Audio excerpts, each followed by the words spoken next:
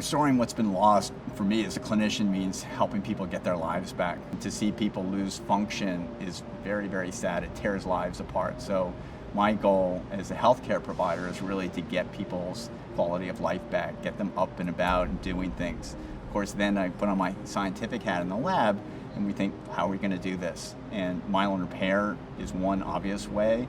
I've known Dwight for about 15 years now. At the time, he had just described what were called NG2 cells, which are now called oligodendrocyte precursor cells. The potential of these cells to repair myelin is enormous. My name's Dwight Bergles. I'm a professor in the Department of Neuroscience here at Johns Hopkins, and I'm also director of the Kavli Neuroscience Discovery Institute. We normally think of the nervous system as being fully formed early in life. Like there's this sense of you are born with all of the neurons that you will ever have, and you just generally will lose them with aging, and that's the problem. But the one major exception to that is in oligodendrocytes. We're appreciating now that the nervous system is capable of some flexibility, plasticity we call it, and that a part of that plasticity involves making new myelin. Diseases of the nervous system like MS or traumatic injury to the nervous system can cause these myelin-forming cells to die, and they need to be then regenerated to restore function.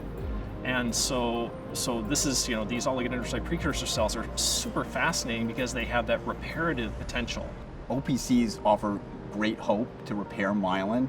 We now know that they're abundant in the brain and they can turn into myelin-making cells.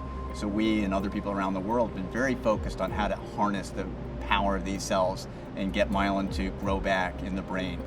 About 20 years ago, people thought this was science fiction, but now we're actually able to see these cells grow back myelin in animal models, and we hope to do so in people with MS so they can recover function. It's very clear that we still know so little about the biology of these progenitor cells, and in fact, even the disease of MS. What is it that causes the first attack? What is it that causes progression? We don't have an understanding of these things yet, so we need an influx of creative, dedicated, curious people who are willing to explore and find answers to these questions. Winning the Barancik Prize is a tremendous honor, but more importantly, it's a validation of the hard work that my students and trainees have done over the years. They have devoted themselves to studying and discovering new aspects of the biology of these cells, putting in many, many long hours. The recognition that comes from receiving the Barancik Prize also attracts new, amazingly talented people to our group so that we can further this important research.